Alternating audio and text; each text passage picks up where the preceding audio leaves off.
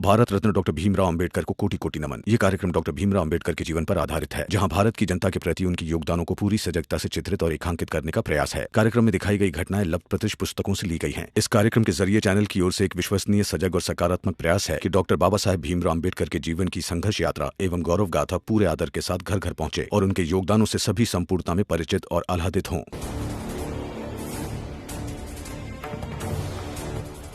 जोशी जी, भ्रम में मत रहिए। कल तक का समय दीजिए, कॉलेज खुल जाएगा। ठीक है, मैं भी यही हूं भीमराव, देखता हूं कि तू कैसे कॉलेज खुलवाता है। पर हाँ, जाते जाते एक सलाह देती जाता हूं। सरकारी काम है, सरकारी अधिकारी है। ऐसा ना हो कि कॉलेज खुलवाने के चक्कर में खुद ही जेल में बंद हो जाए, तू समझा?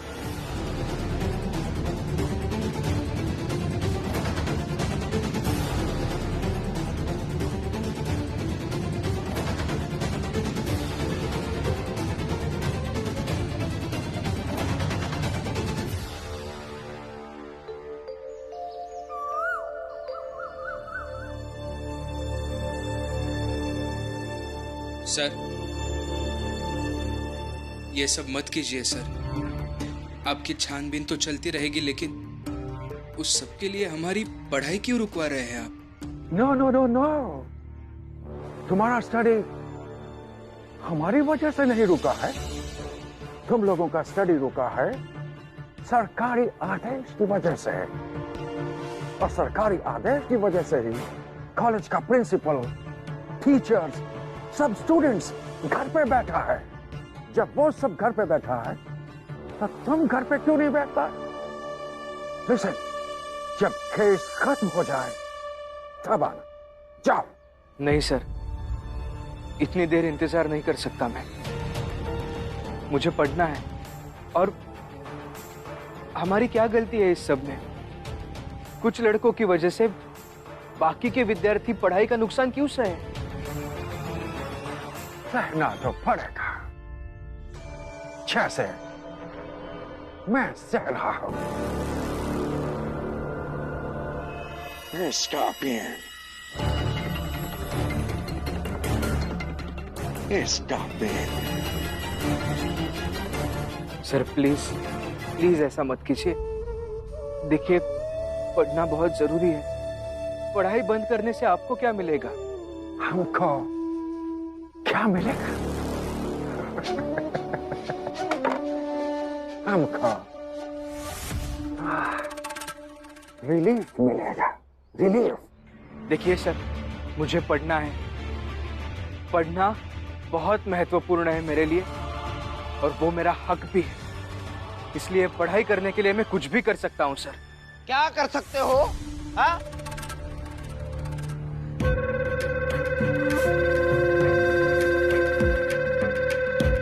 बोलो, क्या क्या कर सकते हो भीमराव? राम सर, भीमराव आज तुम बता ही दो। बता दो कि तुम क्या करने की धमकी दे रहे हो मुझे। पता है कितने बड़े अधिकारी हैं ये? हाँ, बोलो क्या करोगे? नरोत्तम जोशी,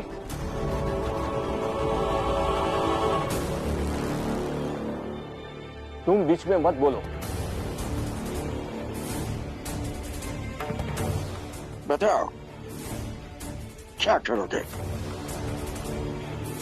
अगर नहीं बताएगा तो मुझ पर अटैक करने के जुर्म में मैं तुमको जेल में डाल दूंगा।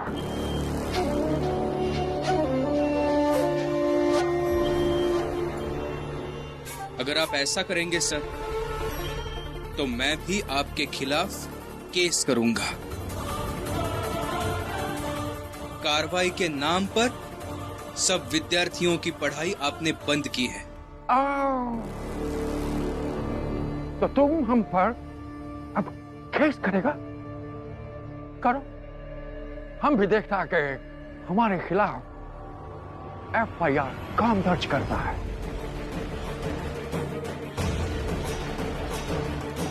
अब तो फैसला होगा, सीधा तुम्हारे और हमारे बीच। भीमराव, कैसी बात कर रहे हो तुम ये स्वयं सरकार चलाते हैं, तुम इन पर केस कैसे करोगे? हैं? नहीं, कोई पुलिस कप्तान इन पर एफआईआर नहीं लिखेगा। सर, यही तो बात मेरे समझ में नहीं आ रही। ये सरकार चलाते हैं, इन्हें सबसे ज्यादा समझ आना चाहिए कि संतुलन के साथ हर चीज कैसे संभाली जाती है। लेकिन इन्हें नहीं समझ आ रहा है और मेरी बात भी सुनने को तैयार नहीं है, तो मैं क्या करूं? मुझे पढ़ना है सर। कॉलेज खुलवाने के लिए कुछ ना कुछ तो करना ही होगा मुझे। जाओ जाओ, जो करना है करो। हम भी देखेगा कि तुम हमारा क्या बिगाड़ता है। जाओ।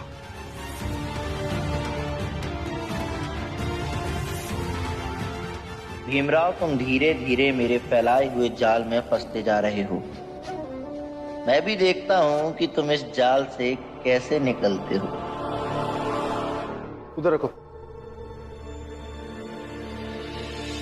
सर, एफआईआर लिखवानी है। किसके खिलाफ? अंग्रेजी अधिकारी है, बड़े पद पर है।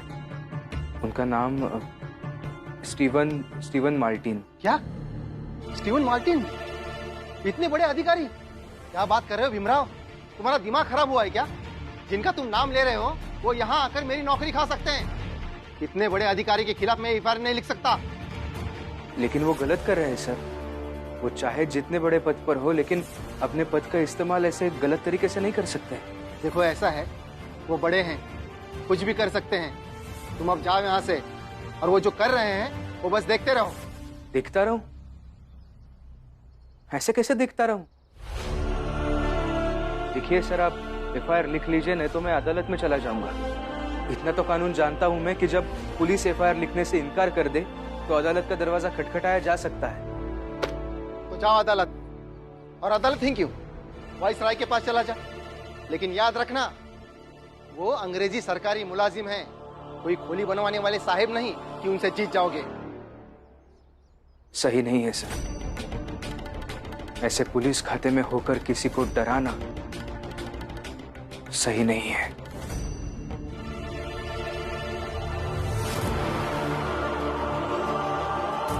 बड़े अधिकारी है तो कुछ भी नहीं कर सकते हैं। कॉलेज तो किसी ना किसी तरह खुलवाना ही पड़ेगा। मैं सर के यहाँ जाता हूं, उनके साथ अदालत जाकर शिकायत दर्ज करवाऊंगा। सर साथ रहेंगे तो आसानी होगी सब कुछ करने में। मैं कम इन सर। अरे, तुम वापस आ गए? सब ठीक तो है? हाँ ठीक है, मतलब थोड़ा परेशान हूँ, आपकी मदद चाहिए। हाँ हाँ, बोलो, क्या हुआ? अभी पुलिस थाने गया था मैं, एक अंग्रेजी अधिकारी के खिलाफ केस दर्ज करने, लेकिन उन्होंने ये कहकर मना कर दिया कि वो अधिकारी बहुत बड़े हैं। तो मैं आपके साथ अदालत जाना चाहता हूँ और वहां जाके केस दर्ज करवाना चाहता हूँ। आप? Hello my dear friend. How are you? Good good good. बैठिए बैठिए बैठिए। Thank you.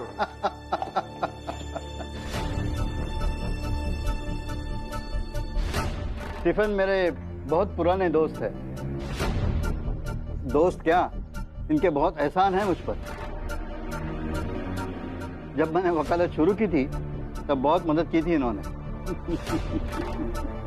जी। स्टीफन, ये भीमराव है, बहुत मेधावी है। एक दिन देखना बहुत बड़ा वकील बनेगा। Good, very good. एक गिलास पानी पीला?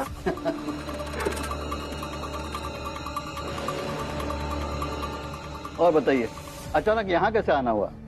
एक केस है जो तुमको मेरे लिए लड़ना है। ऑफ कोर्स, तुम्हारे लिए तो कोई भी केस लड़ सकता हूँ, बताइए।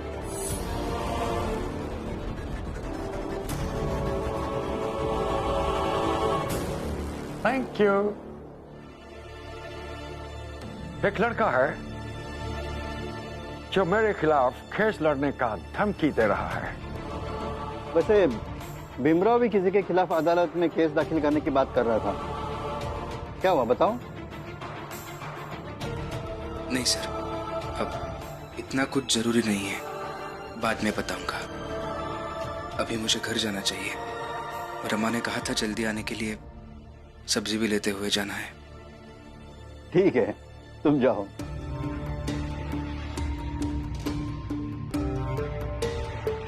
बताइए। एक लड़के के खिलाफ तुमको मजबूती के साथ केस लड़ने की तैयारी करनी होगी। अंडरस्टैंड? उस छात्र का नाम क्या है? ना ना ना ना ना ना, नाम से नहीं पुकारेंगे उसको। उसको उपद्रवी कह के पुकारेंगे तो जज पर इसका दूसरा प्रभाव पड़ेगा। Am I right? ये भी सही है।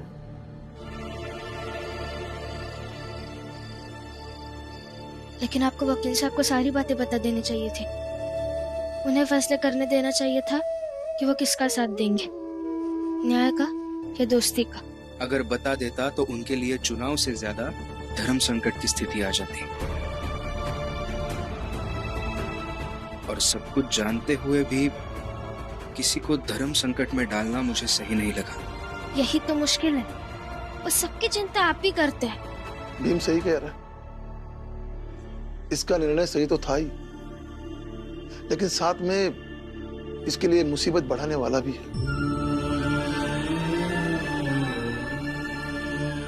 अगर भीम के सर अंग्रेजी अधिकारी के पक्ष में खड़े हो जाएंगे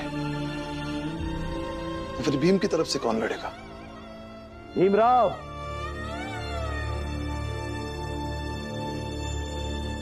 ये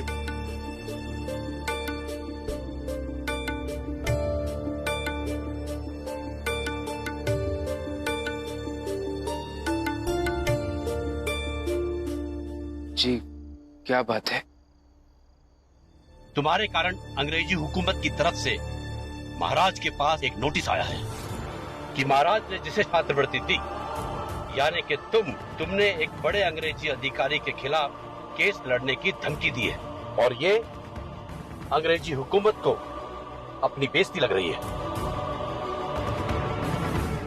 और इसीलिए मानहानि की 200 स्वर्ण मुद्राएं महाराज को दंड के रूप में अंग्रेजी हुकूमत को देनी पड़ेगी।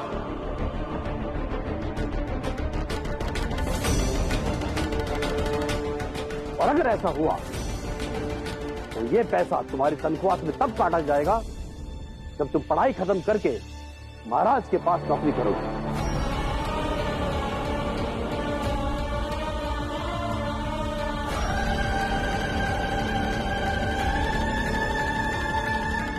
प्रचंड देव जी, वो भीमराव बहुत अच्छी तरह से उलझ गया है।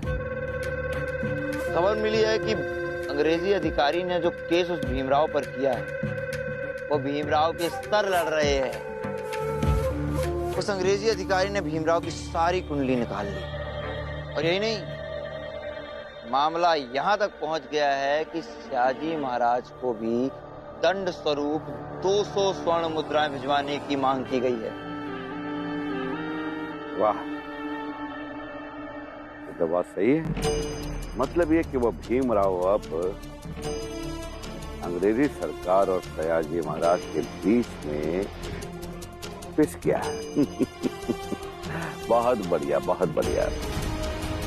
वैसे तुम लोगों ने भी बहुत ही सराहनीय कार्य किया है,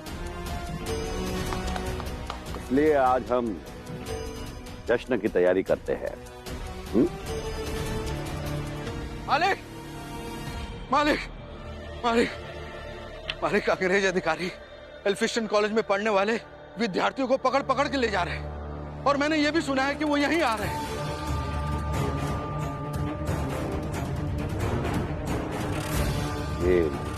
ये ठीक बात नहीं है। तुम लोग जाओ यहां से, वरना गड़बड़ हो जाएगी।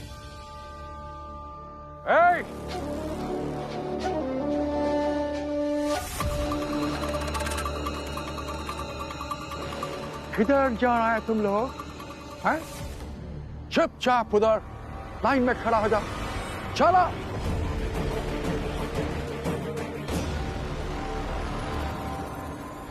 समझाइए और अच्छे से समझाइए उसे कि 200 सुवर्ण मुद्राएं कितनी होती है और इसे कितनी नौकरी करनी पड़ेगी तब जाके ये 200 मुद्राएं पूरी होंगी।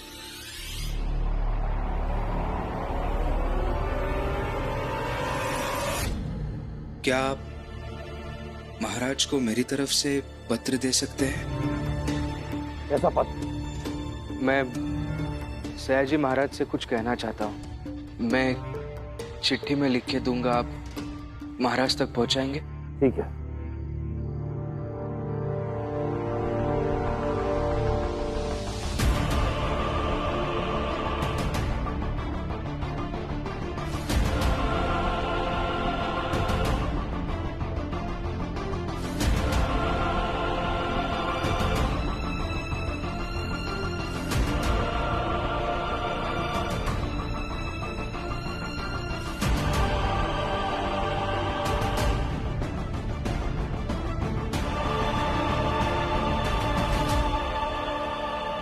क्या मैं तुम लोगों से पूछ सकता है कि इतनी रात को तुम लोग इधर क्या कर रहा है? तुम लोगों को कोई स्नैक्स होंगे क्या? जवाब क्यों नहीं देता है? आप बिल्कुल पूछ सकते हैं, हम जवाब देंगे।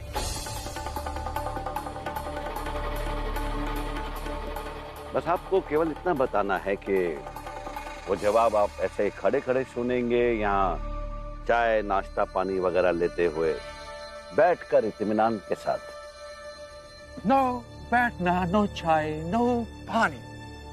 जो बात पूछा जा रहा है उस बात का सीधे से जवाब दो। ये लोग इतनी रात को तुम्हारे इधर क्या कर रहा है? बोलो।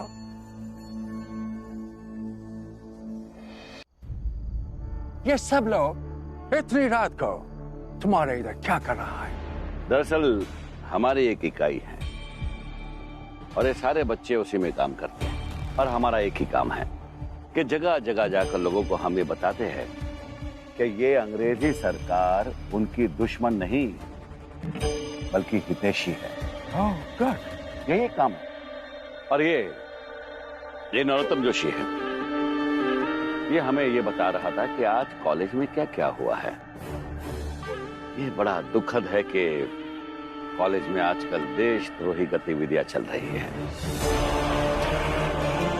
और उससे भी बड़ा दुख इस बात का है कि वहां एक वो छोटी जात का लड़का, क्या नाम है उसका? भीमराव। हाँ, भीमराव, उसने आप पर केस करने की धमकी दी है। धमकी देने से क्या होता है? उसका तो केस ही किसी ने नहीं बनाया। मैंने खुद उस पर केस किया है और कल सुबह तक केस फाइल हो जाएगा। वैसे तुम लोगों का ये जो टीम है जो लोगों को जाकर बताता है कि अंग्रेज हुकूमत तुम लोगों का दुश्मन नहीं है, हितैषी है, बहुत अच्छा कर रहा है। करते रहो। Good night. एक्सक्यूज मी,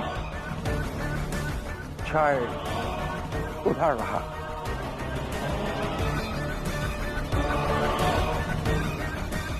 अब तुम लोग जाओ।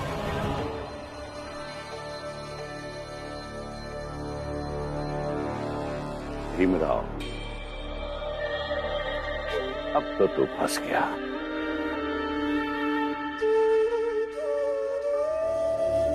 ये चिट्ठी महाराज को दे दीजिए।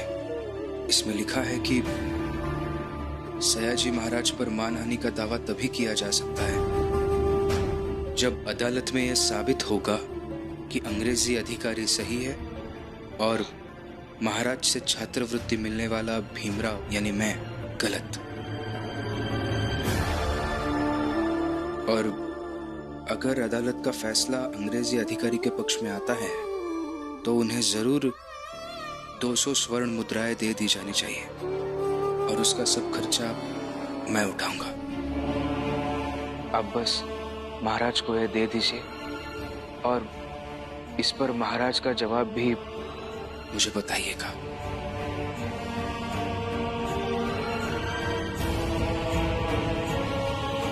ठीक है। भीम बेटा,